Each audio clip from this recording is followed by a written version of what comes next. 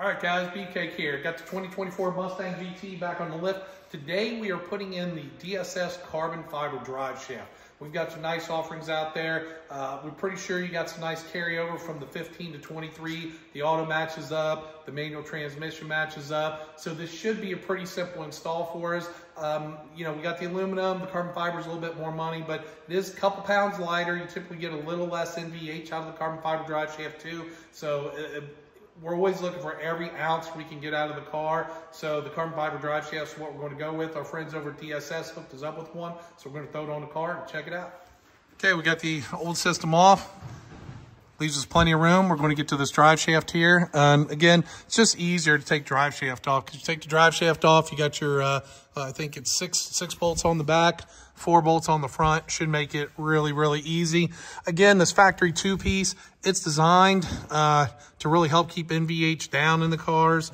You'll see you got a big joint up here in the middle, big bushing. It definitely keeps it quieter, but you know, for strength and rigidity, especially start launching it to track, it's just not the strongest thing, and pretty small back here, you know. So we're going to get this DSS carbon fiber on and see what we can do. We're going to go ahead and weigh the new drive shaft. Now we're just going to weigh it in the box for now, only because it's a little easier to just balance it and stand it up. So we're going to set it up on here. We're just going to kind of finger balance it so we get an idea of the weight. In the box, appears to be about 21.35. And you're going to have probably a couple pounds in the boxing, which we can weigh that as well. But this is more for before and after, so we'll set the other one in the box, and that'll give us an idea of the weight on it as well. We've got this unboxed now. Beautiful, like carbon fiber, as you can see.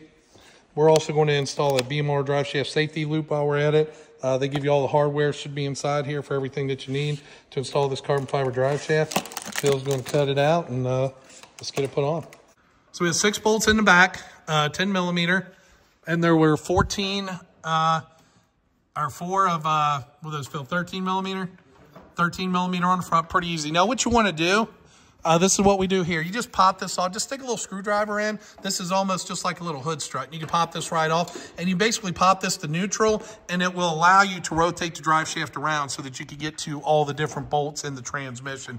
Makes it a lot easier than trying to get wrenches up inside and everything like that. So this is definitely your friend here. It literally pops right off, super easy, rotate it around, and the drive shaft should be quick and easy in and out. So now I got to correct myself. These are 12 millimeter up here. 12. Say it with me. 12. 12. That's Phil. 12. And what do we got here? We got 2 for the center brace. 13. 13 millimeter. So you got 12 in the front, 10 in the back, and 13 right in the center here. The front will pop out pretty easy. Back here, this usually hangs up. You see this here? Just put a little screwdriver in, give that a little pop. It'll pop right out. The drive shaft come right out.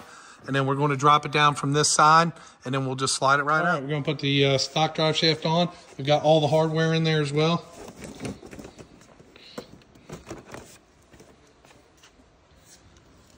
We're about 33.35 pounds.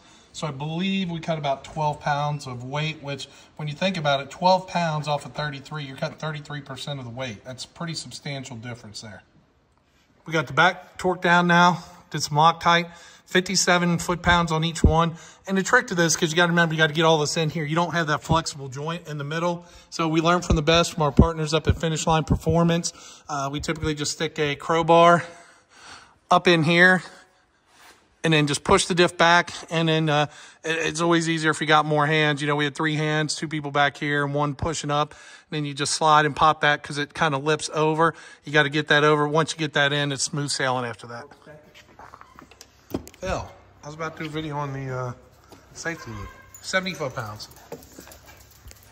So one other important aspect when doing a drive shaft, not really just doing a drive shaft loop, but just drag racing car in general, drive shaft safety loop is always recommended. That way, God forbid, something breaks or whatever, this will protect the transmission tunnel and could keep a drive shaft from coming through the floor, up through your legs, or who knows where. BMR, our friends over there, Alan and the guys, they sent us BMR drive shaft safety loop, so we're going to go ahead and get that added on as well. Now, what DS is going to tell you, you want to be between 3 1/4 and 4 1/4 when you're measuring from here to here. And that lets you know it's the correct length drive shaft and everything. As you can see, we are not quite 3.5, but just about 3.5. And if you angled that up a little bit, you'd probably be there. So we are between the 3.25 and 4.25, so that's perfect. I'm not going to go through all the instructions because BMR has a convenient little sheet that gives you instructions, but the drive shaft safety loop's pretty easy. We just typically, I'll show you here, we usually just brace it in the center. That way you can flip the main piece down here. It's only 4 bolts. After you support the transmission cross member, you just loosen the 4 bolts, take them out, set it in, put the 4 bolts back in, the new bolts they supply, and then you get your loop around. Typically, your loop's going to fit somewhere around here. It's where we kind of get it up and above and around, and then slide it back. And then you just have 4 bolts. Do the back ones first, get them pretty tight, and then do the front ones. Makes it a little bit easier. Just get the extra wrench up in there, and then just make sure you got clearance. This has a little bit of play there from side to side. Just make sure you got that centered up pretty good. Rotate your drive shaft. Make sure nothing's sitting.